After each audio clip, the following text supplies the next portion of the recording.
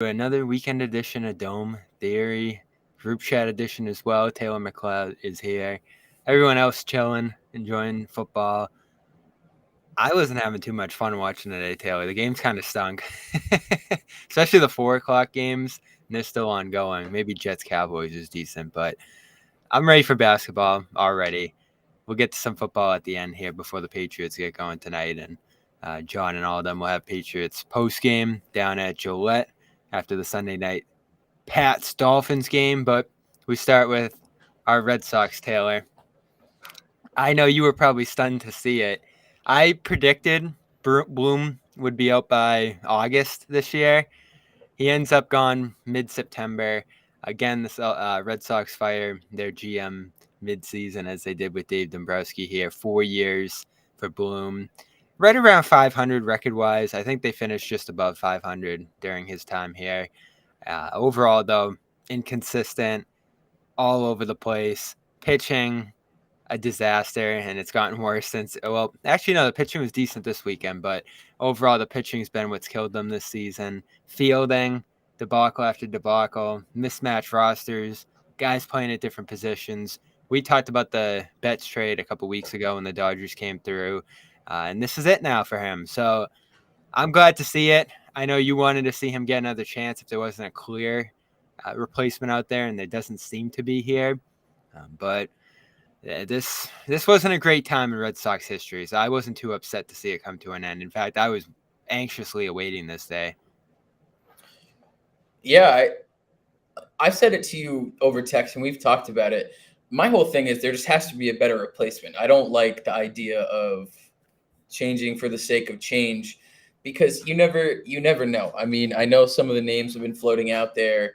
Obviously, the big one was Theo, and that's not going to happen. Sam Kennedy said that during the press conference that it's not happening. And then there was some conversation about Sabian, who built the Giants dynasty early in the season before Bloom was let go. And now, there's Gomes from LA, Antonetti from Cleveland.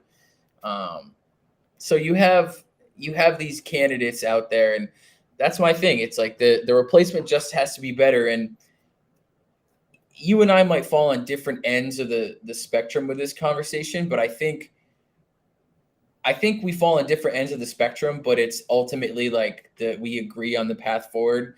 And it's this next person, whoever gets the job, they have to spend money. They have to build a team that's contending for World Series championships.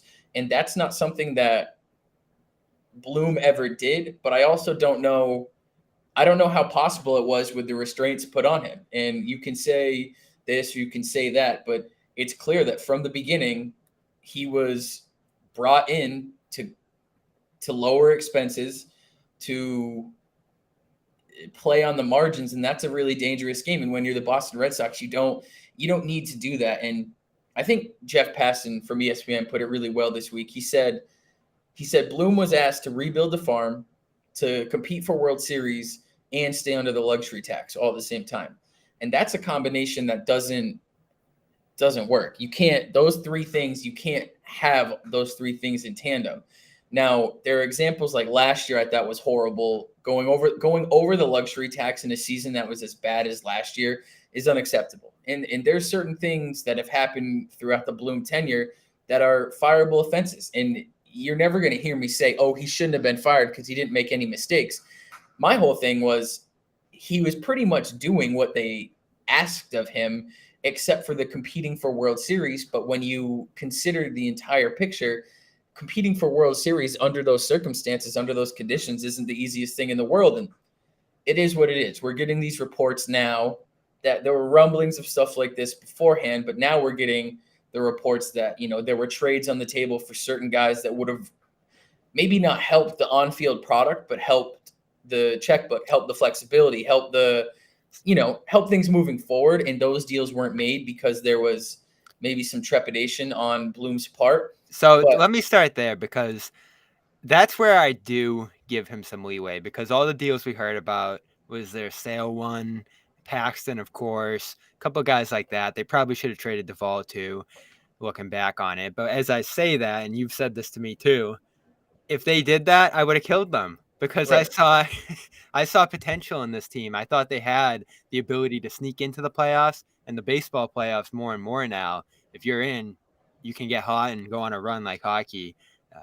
It's become more and more that way over the last couple of years. They did in 2021 after a season that wasn't all that different from the last two we've seen here, where they finished or they're gonna finish now in last. So that's where I do give him some leeway. Great guy by all accounts. I was surprised by the defense of him though, and you put it there with the payroll, ownership taking much of the blame. I feel like a lot of people, and obviously not you, tuned out this team a couple years ago and just woke up and saw him fired and said, "This is for Bloom. This is for Betts. This is for letting Bogarts go." The big stuff, because the big stuff obviously falls on ownership here.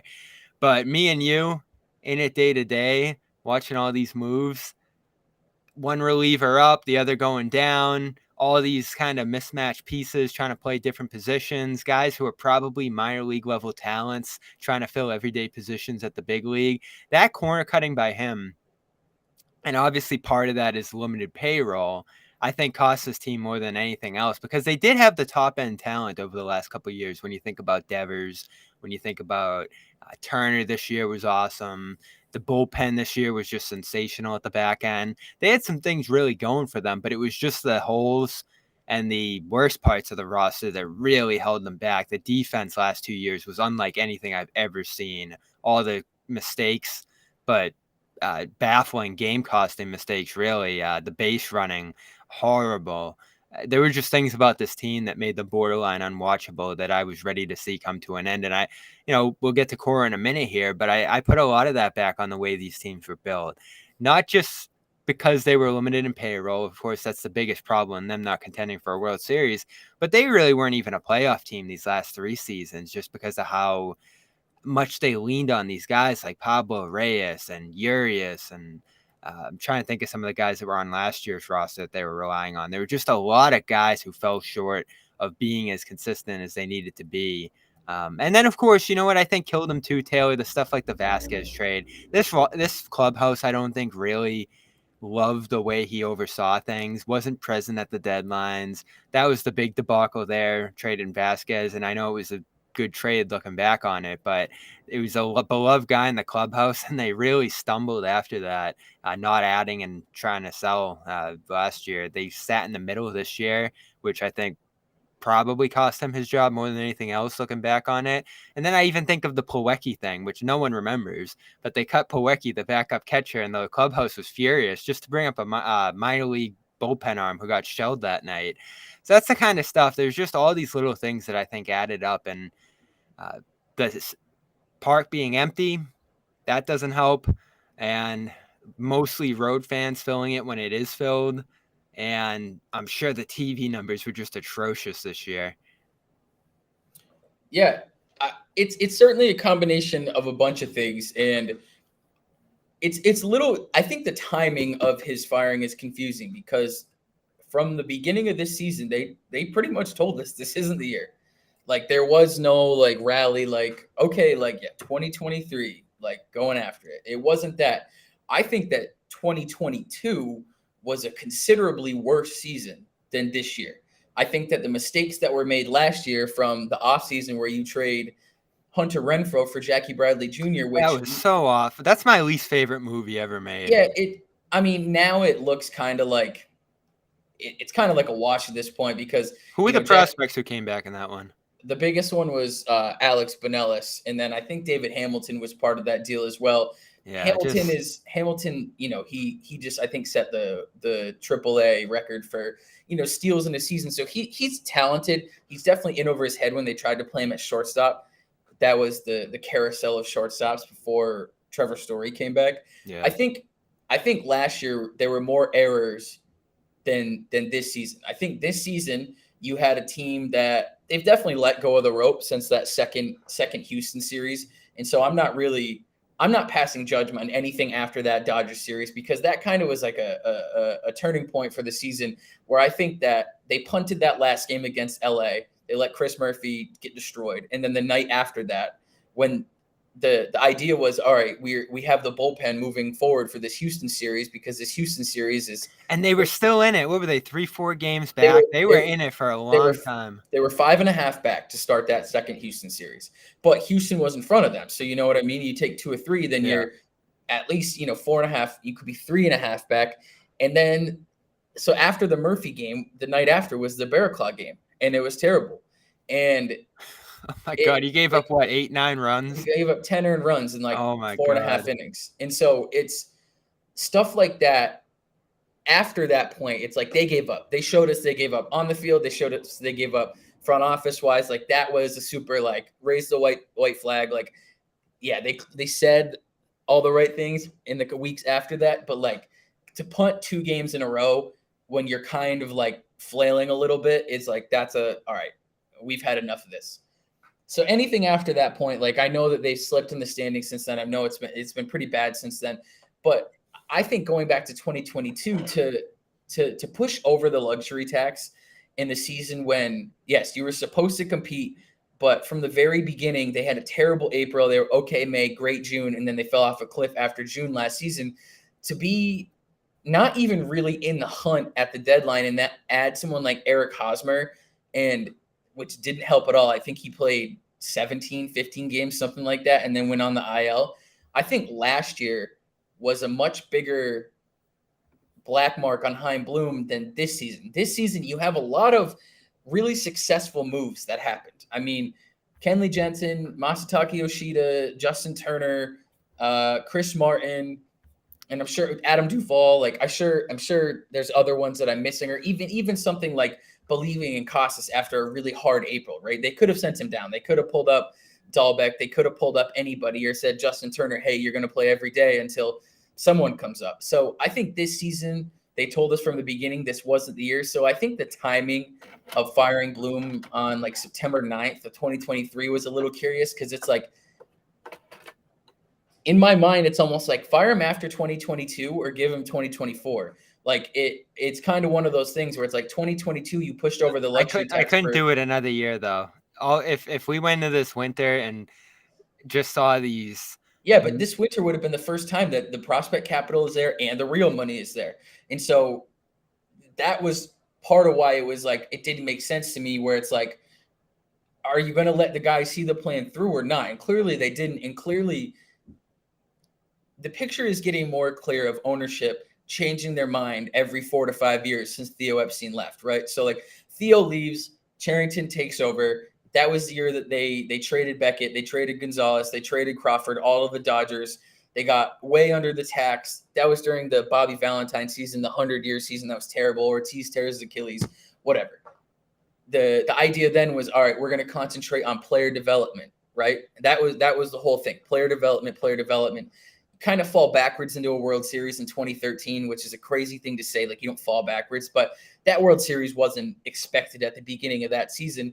And then 2 years later, Charrington's gone, right? And so this whole idea of player development, you fire the guy who started it, but then you see the fruits of that labor in Xander Bogaerts and Mookie Betts and Andrew Benintendi, Rafael Devers, Jackie Bradley Jr. You saw that, and that was a huge part of the next World Series.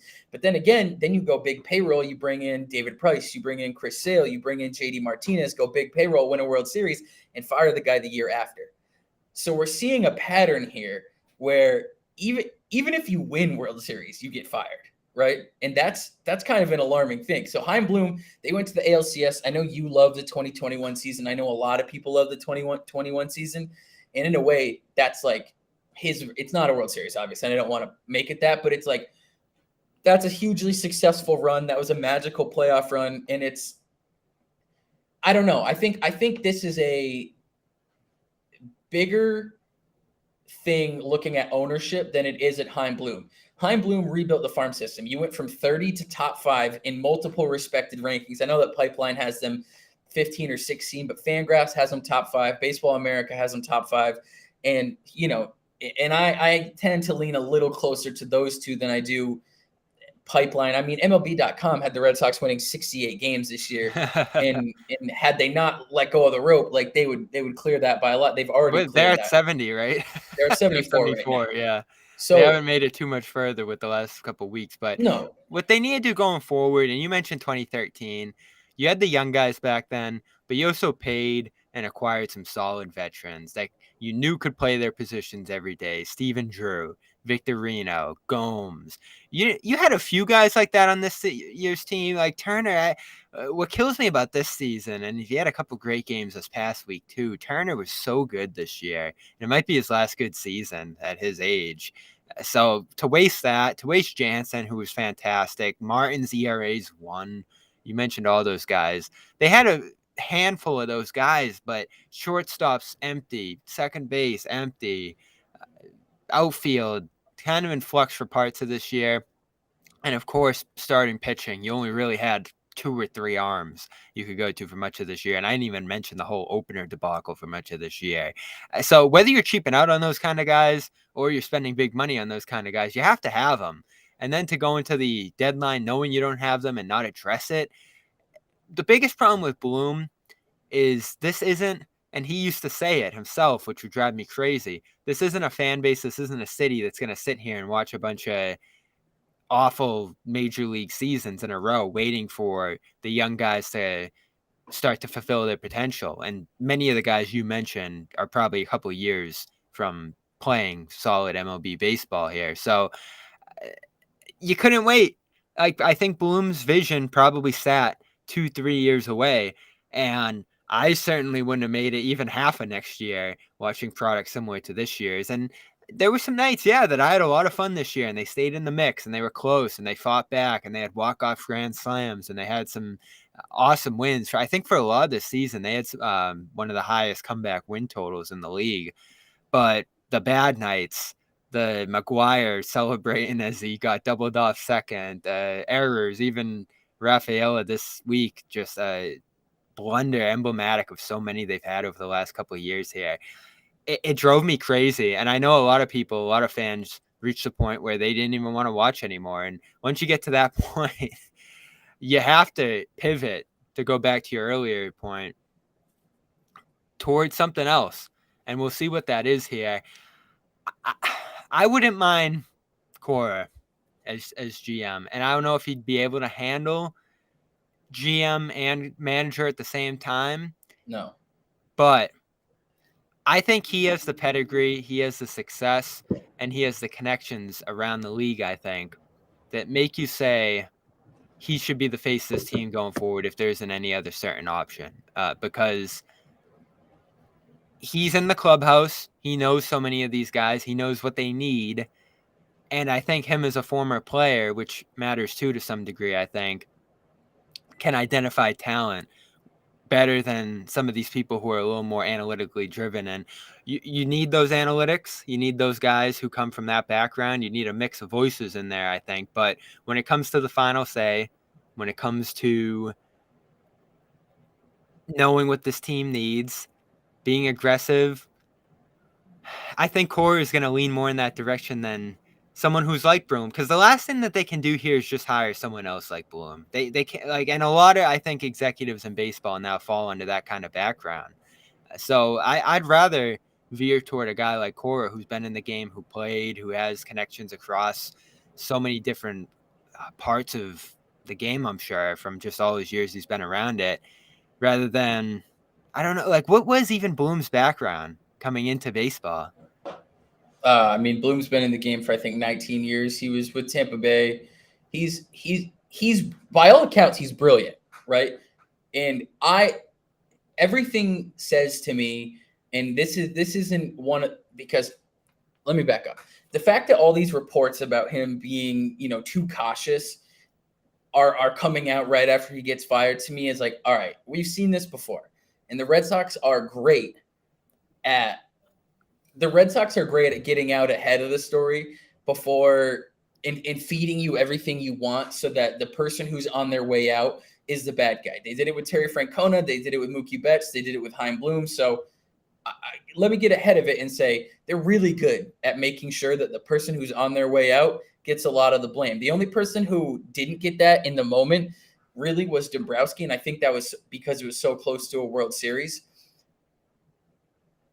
The thing that I've been able to take from everything every report about Chaim Bloom, and this is before he was let go, this is seasons old stuff, is that he didn't seem necessarily comfortable taking a risk on a trade.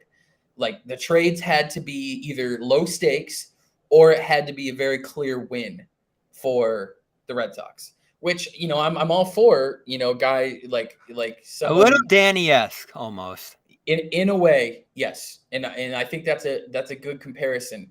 It's not, I mean, Dombrowski was the kind of guy who would go trade Manuel Margot to the Padres for Craig Kimbrell, and then he would turn around and trade Yoan Moncada to Chicago for Chris Sale, and he'd put, you know, $217 million down for David Price, and all of a sudden you're looking at a brand new team with like real high-end talent combined with your Bogarts, who had been in the league for a while, Mookie Betts, who's coming up, Jackie Bradley Jr., who had been in for a while. You have Benintendi debut in 16. I think Rafael Devers debut in 17. Yeah, you have the mix. Right. You had that perfect combination. And I'm sure that this next guy, this next general manager, this next chief baseball officer, because, you know, the Red Sox love to make that title up, will benefit from the same thing. Like if the checkbook is open and they can go land a, you know, Yamamoto from Japan or a Blake Snell or a Aaron Nola or how someone. about this for a name?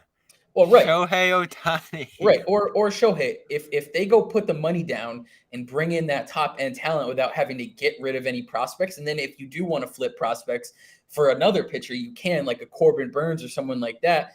That's great. But then you're still going to have the guys left over to combine with the top end talent, which ultimately was Bloom's vision. It's to make a sustainable product that competes for the division year in and year out, because it's a very strange pattern that we've had in our lifetime, Bob, where they've been the most successful franchise in the 21st century. They have 4 World Series. The Giants have 3, Houston has 2, St. Louis has 2, but they have the most. They have the most World Series, and they've only really been competitive 2 years in a row, one time. Like 2007, they won the World Series. 2008, they went to the ALCS. And especially in the last decade and a half, you win the World Series in 13, you're last place in 14.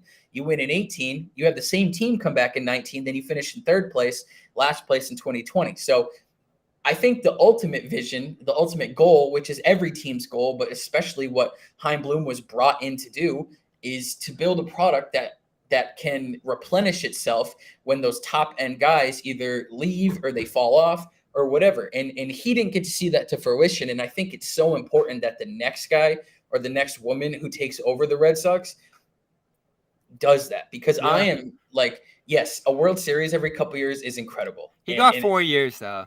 I know the first year's weird because it wasn't even a season, but no, it wasn't even a season. And then 2021, again, like that was a really good team to start the year. Then they struggled a lot in the second half, ended up in the playoffs, and there's no place like Fenway for the playoffs, right? So you harness that magic, especially with people excited coming off COVID, like back in the stadium. It was, and so it was unlike anything I've seen. There was lightning in a bottle for that season, and it was perfect, and it didn't work out, but I don't know. You and I have talked about this before. I think 2021 almost like made people forget the plan a little bit, and it's like, hey, this wasn't necessarily supposed to happen. Like Nathan Eovaldi stayed healthy for the first and only time in his career, like healthy for a whole season. He comes in 4th in Cy Young. I mean, you would have taken him this year, though, wouldn't you? No, he got hurt again. He gets hurt every single season, every year. So did Sale. But Sale gets hurt every season too. He's not a guy that I'm, locked into. And I think, I don't know, it just is what it is. I think 2022 was a worse season than 2023. Whether the record shows that at the end of the year, who knows? But last year you had the talent to compete. You're coming off an ALCS appearance, and you're terrible.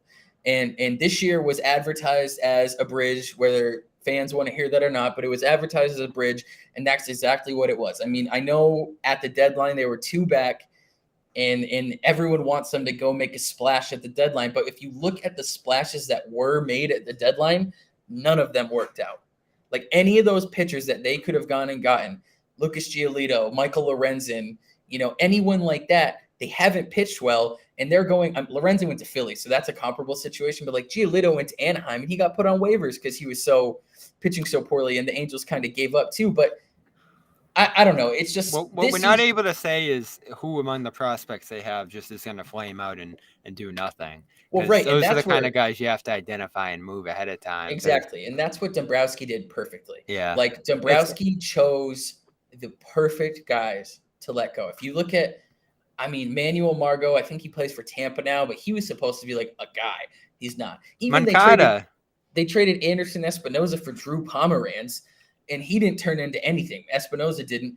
Moncada, he's in the bigs, but he's not very good. Yeah. Michael Kopech, same trade in the bigs, not very good. You hold on to And honestly, Benintendi and Devers. most of these guys aren't going to be very good. So leaning on the side of aggression, I think, is better than holding back on everything and trying to wait till the best possible moment to move these guys. It is so comparable to Ainge, and I know the two executives are much different in their pedigree and all that, even their careers. Ainge, one of the greats at what he did, but he held so many picks. He really did. And Yeah, the one he gave up in that Brooklyn trade for Kyrie, which even considering where it went with Kyrie was a pretty good trade. absolutely. The pick they gave up there, which could have been another top 10, top 5 pick, just ended up being Colin Sexton. And it's like, all right, even the stuff that went after him, if they picked someone else in that spot, I don't think there was anything better than that chance you took on Kyrie there.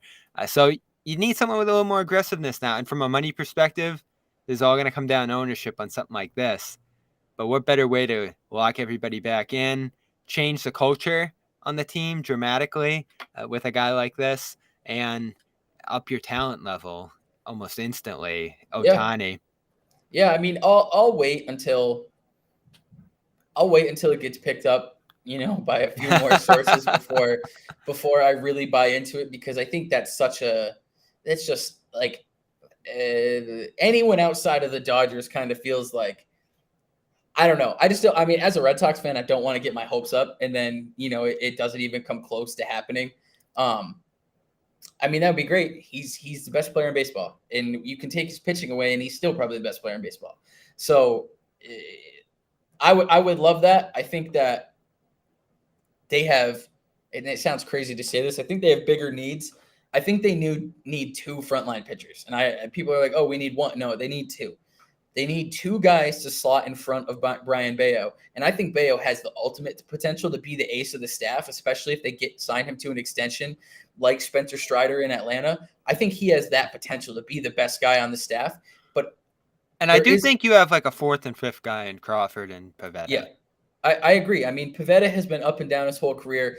The Chris Sale thing, I don't even want to consider him in this conversation, because you just have no idea what you're going to get from him. Yesterday, he goes out throwing only sliders, has a good outing, but the time before, he's terrible. And I think he's made something like 29 starts since he signed his big deal in 2019, and that's just like, you pay a guy $145 million and you expect him to I take the worry ball. about his personality. I do, especially if you're going to move him to a bullpen role or something. I know he said he'd accept it, but would he really? I don't know. Oh, I think his personality is great. I honestly, he takes full ownership of when he pitches poorly every single time. But there is part of me that's just like, you can only hear that song and dance so many times. Like, all right, I let everybody down. I didn't live up to my But do expectations. you It's think like, he'd move to the bullpen?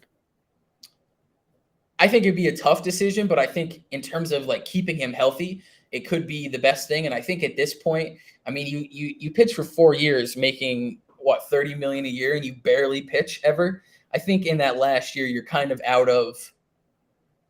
You don't have the cachet to be like, no, I'm not doing that. Yeah. It's like, well, every time you started, you get hurt and miss significant time, like every single season. Yeah. I want to hit on Ohtani real quick. Of course, Sunday Night Football is tonight. Last chance, absolute last chance. This is, I know for a fact, it's going away tomorrow. Get $100 off NFL Sunday ticket. All you got to do is place a $5 bet. I do think tonight's probably a good spot to bet on the Pats here. And I guess we'll sneak in the Pats minute right now. But while we have some time here, but Pats playing the Dolphins tonight. I think the line's 2.5. So there's some optimism in the Pats there. I think most of the money's going to the Dolphins, but get $200 in bonus bets. Just go to fanduel.com/Boston and you're going to get $100 off Sunday ticket. I don't know if that'll be back. Definitely going away tomorrow. So place that $5 bet on the Pats here. You can use those bonus bets on them and get yourself Sunday ticket to watch next Sunday's games, all of them on YouTube TV. 21 plus President Massfield, first online real money wager only. And again, $10 deposit required. Head over there to fanduel.com/Boston, official sports wagering partner of the CLNS Media Network.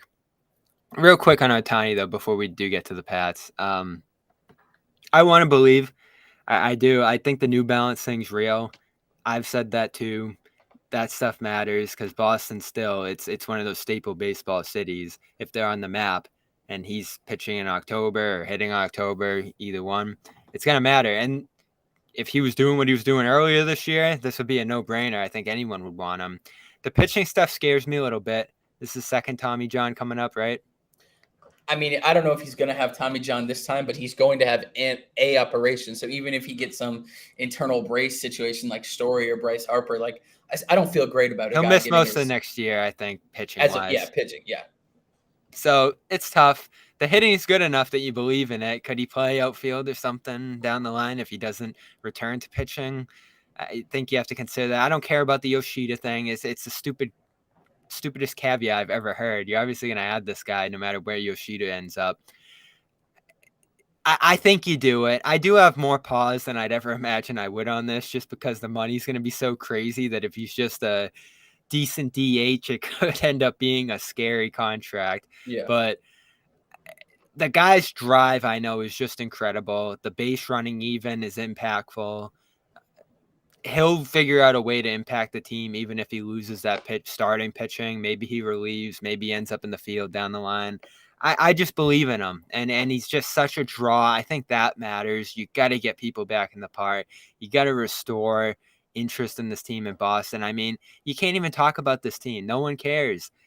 Yep. Everyone's tuned out. This would just change everything instantly. They signed this guy. The place is full opening night next year to see him pitch or hit.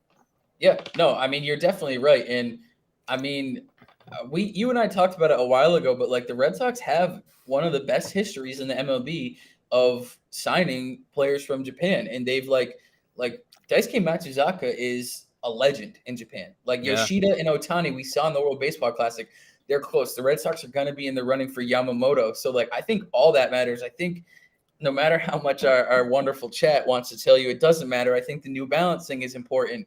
I think that, like, I don't think they're going to be out of it. And I think because of this second UCL injury, it's going to be an interesting conversation on that contract, because I don't think it's going to be as big as it was going to be.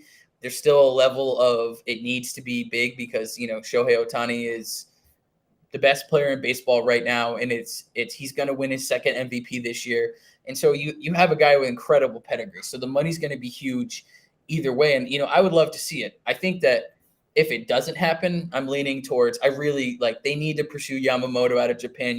It's not very often a guy hits free agency at 25, 26 as the best pitcher in his league. And like, he has dynamic stuff. And then they need another guy. I've been, you know, thinking about Aaron Nola. I know that Blake Snell is in the conversation, but two guys to slot in front of Brian Bayo so that next year, Brian Bayo at 24, turning 25, doesn't have the pressure of being the ace of the staff, because right now, Bayo's the only guy that we feel confident in going out there every fifth day. And the crazy part was he got optioned back to AAA to start this season.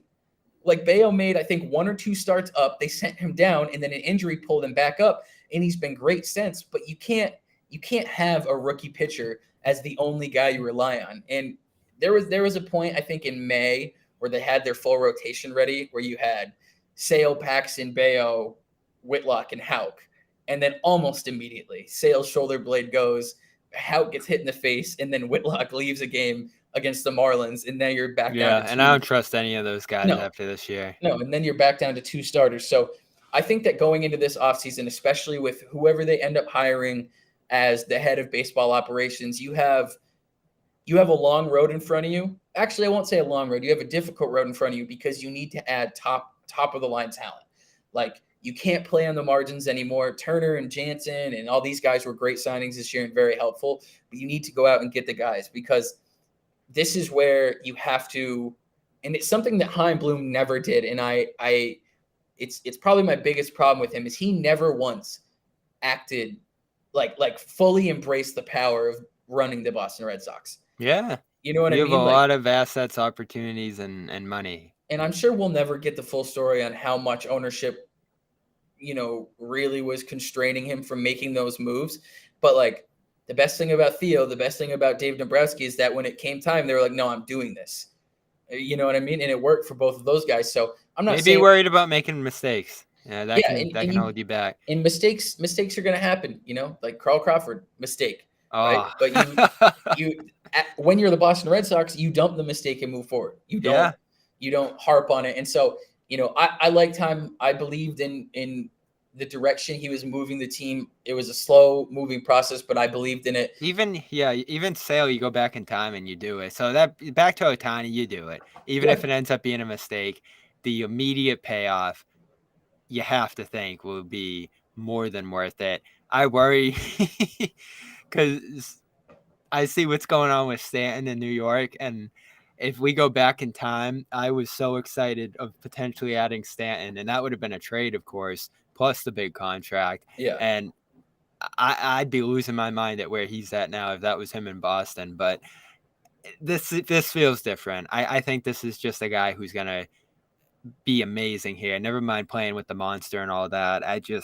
I'll be running down the street if this happens. I'm not getting my hopes up too high, but the fact that they're in the mix, that's where they should be. If they were just sitting on the sideline and saying, yeah, too much, too risky, they Right. can't do that. They can't be risk averse here.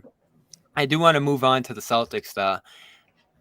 Not a ton going on right now, but a little bit more noise on this Brogdon front, and it is my biggest storyline going into camp. I know everyone's looking at Porzingis' foot. I think that'll be fine.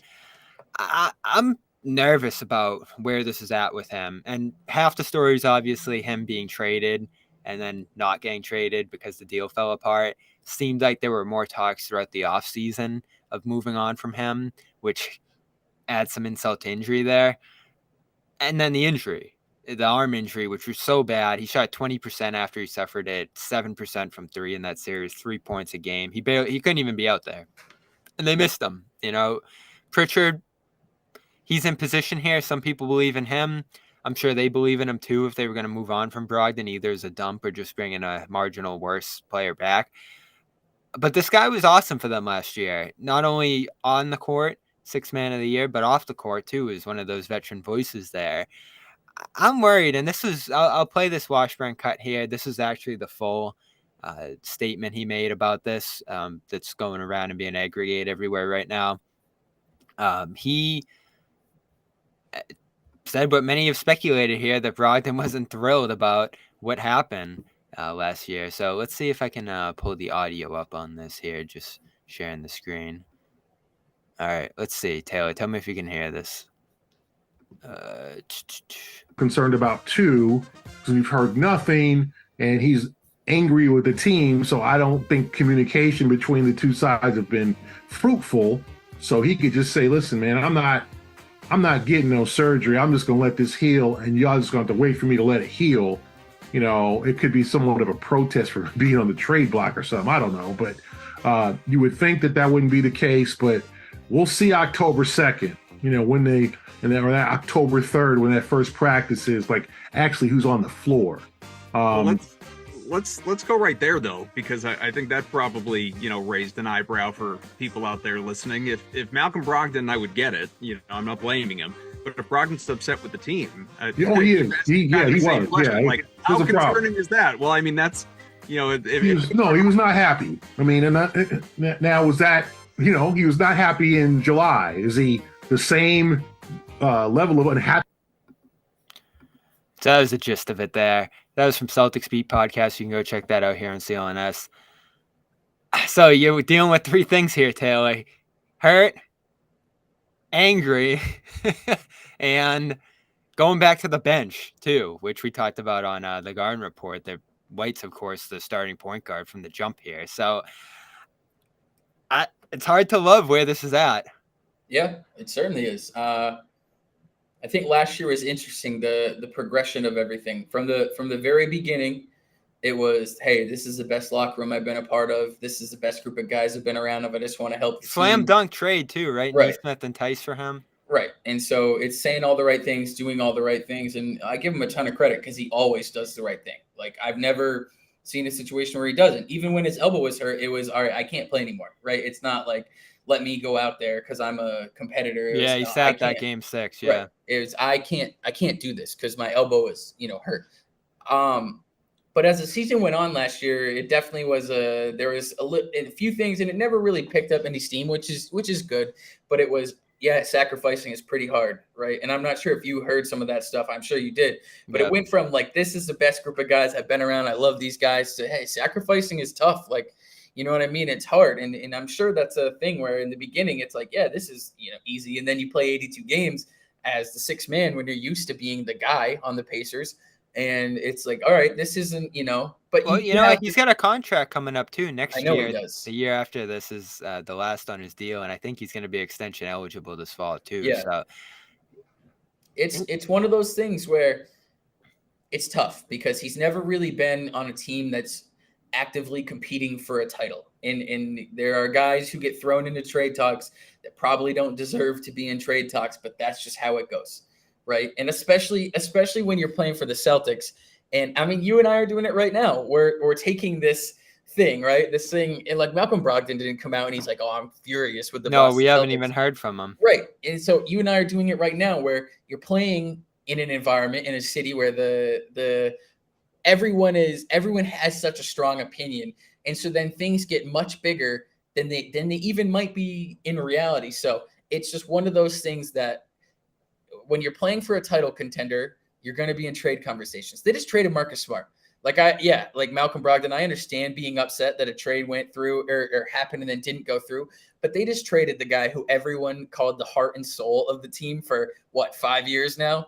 And it's like, that's just how it goes. So if he's really like furious about being in trade conversations or them trying to trade him, it's like, hey, well, look at the guy who just got shipped out of here, because that guy has given so much more, and it's just a matter of time. But it's And like, him leaving opens up Brogdon's role. right, exactly. So it's just one of those things where, like Gary said, it's like, let's see who's there October 2nd, October 3rd, because until we hear from him, I don't have a ton of interest in being like, yeah, Brogdon's so mad, like he's gonna. I mean, he could And he's show not up. going to say that. He's not No, going to and say that when he right, arrives. and he's so professional. So Yeah. even if he is upset, he's going to express it in the right ways, and he's going to handle it correctly. And it'll be interesting because I know he's close friends with Jalen. Jalen just got a big contract to stay with the team, so I don't know if Jalen can do anything to not mediate necessarily, but be like, hey, like, you're still on the team, like, you're still one of us. And he's You're still one of the so guys. important. Right? And that's my Exactly. biggest worry. I'm not worried about the bad feelings because that stuff's going to fade when the ball jumps up.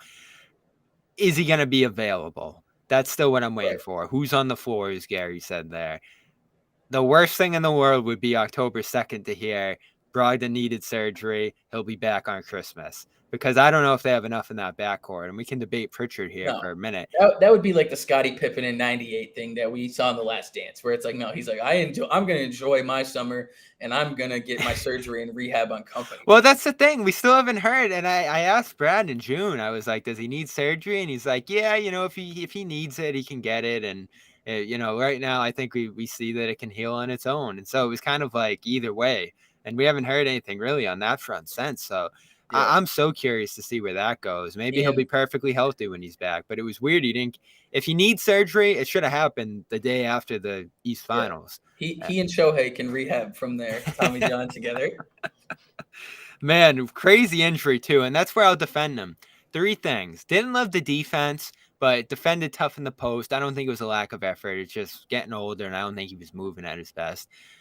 Didn't get to make a ton, but his role was shooting off the ball, and he was as good as anybody in the league at that. In fact, I've never seen a role guy shoot more consistently than he has.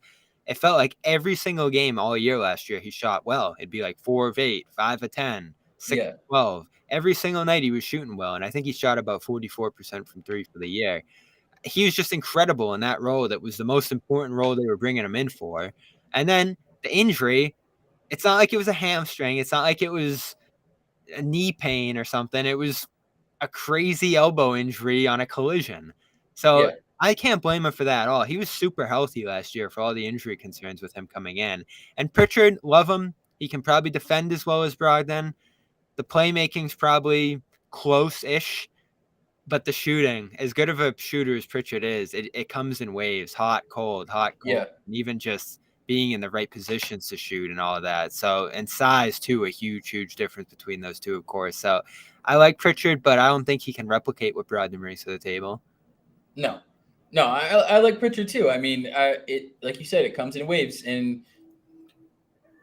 I think last year at the trade deadline when he wasn't moved and then said out loud, he's like, I wanted to be traded.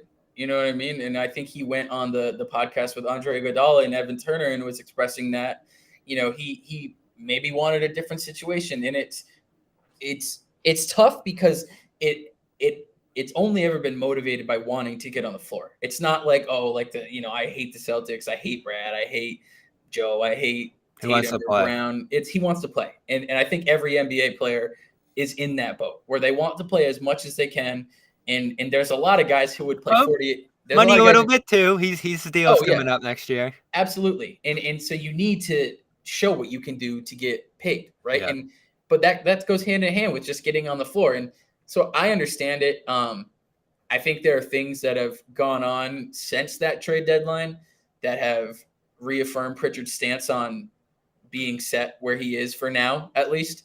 And it sucks because there's been so many times that they're like, yeah, we're going to give Pritchard his opportunity. Like he's really going to get his opportunity to show that he can be like the backup point guard. And then they go trade for Malcolm Brogdon. And it's like, never mind. But that was necessary. I mean, he wasn't very good in the playoffs on the way to the finals. I'm not saying it wasn't necessary, but it felt multiple times like it was going to line up right for Pritchard to be the guy to get that opportunity. And then he gets pushed back down. So it's a double-edged sword. Sometimes he hasn't been consistent enough to warrant that look. And then other times the look just hasn't been there when we thought it was going to be there. So this is a hugely important season for him because even though this is season 4 for him, yep, he's our age.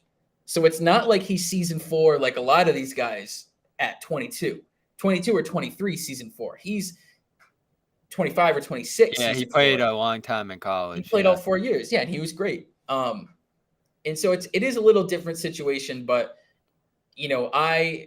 I really like what I've been hearing lately. I like that he's been one of the guys at these preseason workouts commenting on everyone being there and being impressed by that.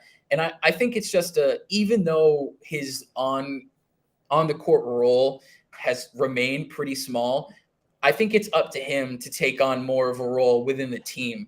And be like, hey, I've been here for 4 years and I know how it goes. And I've had really good games and I've had really bad games. And there's a lot to learn from that. And we've heard so many stories about guys who don't play a ton being legitimate like glue for the team, when they're on the floor, but also away from the court. And it's like, you need guys like that. And I hope he gets his opportunity, but if he doesn't, it's up to him to remain level. It's the story of the league.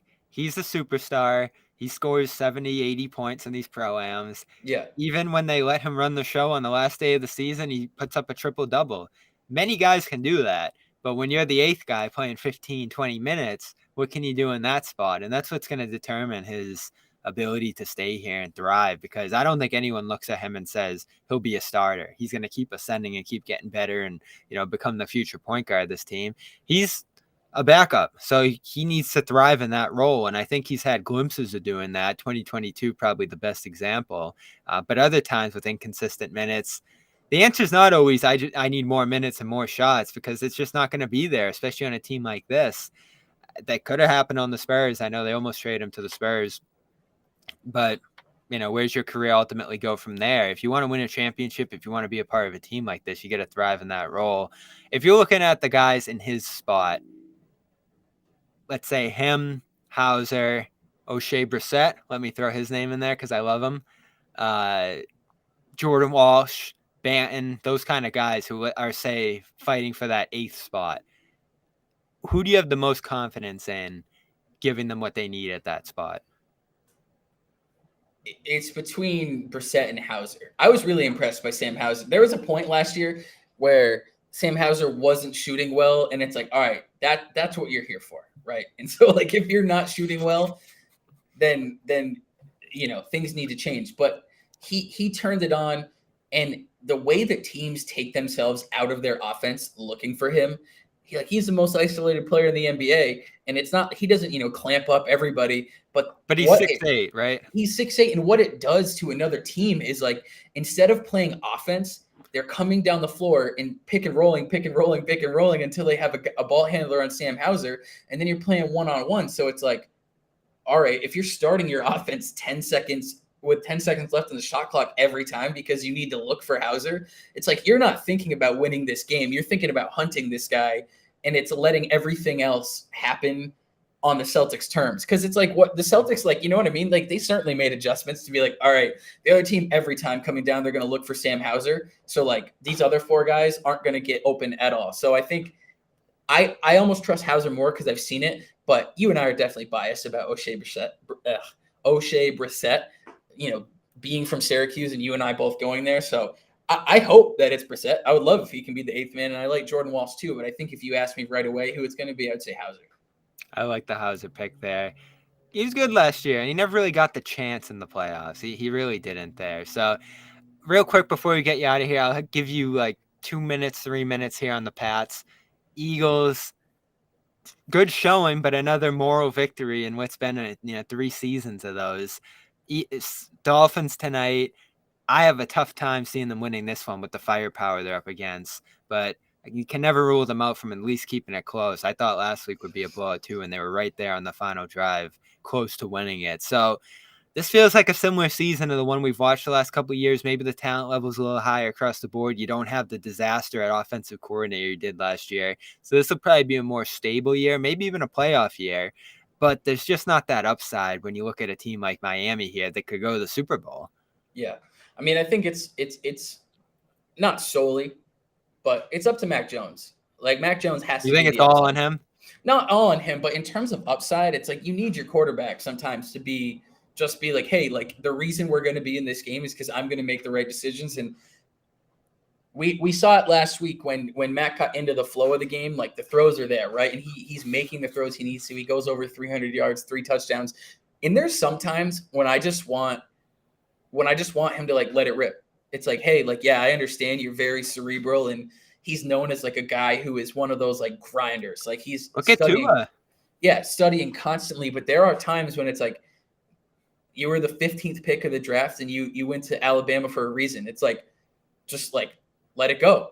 There were games that like Tom Brady, yes, like greatest quarterback of all time. He's breaking things down. He's seeing things at a level that other guys just didn't see. But there was also an element to it where like he just trusted his work enough where he's like, all right, I'm letting it fly today.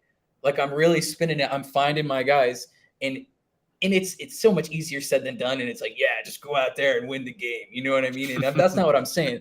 But there are times when Mac the aggressiveness, the risk taking. Yeah. There's times when he's like short arming these little passes in the flat or the screen passes, and he's trying to get almost a little too cute with it. And it's like, but then we see him like hit Kendrick Bourne on an out and up for a touchdown in between 2 defenders. And it's like, it's there. You know what I mean? Like the talent is there. And so sometimes I would almost wish that he would just rely on that talent that he does have and just be like, I'm a quarterback in the NFL for a reason. Like Bill Belichick, greatest coach of all time, trusts me to be the starting quarterback for a reason. Like I got this. Yeah. He's got the mind too. I love that he's making adjustments and stuff like that at the line now, back to that kind of style rather than whatever the hell they were doing last year. So I do have some optimism in him this year, but it can't be 500 again. You got to see some upside. You got to see some boom, boom, boom. He'll be the quarterback next year, I'm almost certain. But beyond that, you got to see some upside here. Got to see the playoffs. Got to see a playoff win at some point over the next couple of years here. He's Taylor McCloud. I'm excited to watch this one. We'll have coverage on Patriots Press Pass. Go subscribe over there. Taylor will be back next week or whenever we're live again here with the group chat show. Hoping to do more of these too as the season gets closer here. Taylor, thanks for joining us. I'll let you go here. And I'm going to tell the people about our great sponsors like HelloFresh of HelloFresh. And they got a great new offer. HelloFresh, 50% off your first order, plus 15% off the next 2 months when you sign up right now. It's food at your door, at your convenience. It's affordable, and it's fresh. That's why it's HelloFresh, America's #1 meal kit.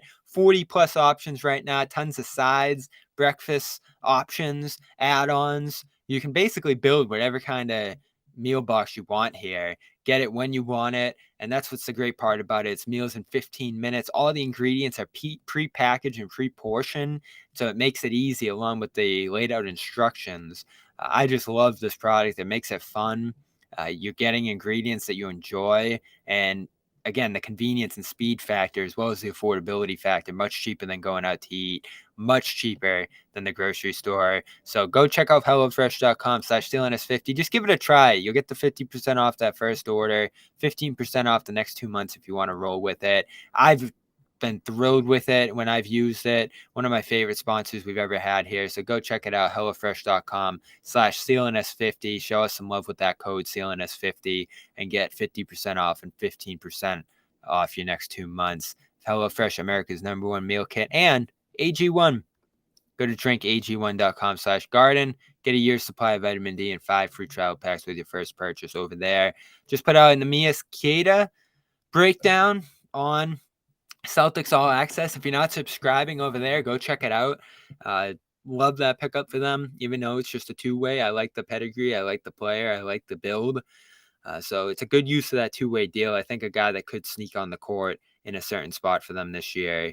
And we'll have more Garden reports coming this week. Check out my Charles Lee feature, too. I love how that came out at BostonSportsJournal.com and StealinUsMedia.com for all the Celtics articles as news starts to ramp up into camp. I saw Brissett arrive back in Boston today. Many players back there. Peyton Pritchard said to the Globe, it's more and more involved and active early camp season here than he's seen in his 4 years. So love that. We'll be back there soon, starting first week of October with in-person coverage of the team and camp and all the rest. And we might have a guest from the Celtics coming on the Garden Report over the next couple of weeks. So stay tuned for that. Celtics CLNS on Twitter, CLNS Media YouTube page, Celtics All Access YouTube page, and of course check out John Taylor and them on Patriots post game tonight after the Dolphins game. We'll be back soon. Subscribe, Dome Theory, wherever you get your podcast, and the Dome Theory Twitter handle. You'll see when we're going live, as well as on the YouTube channels here. And thanks to Taylor again. That's it for me tonight. This has been Dome Theory, and we'll talk to you soon.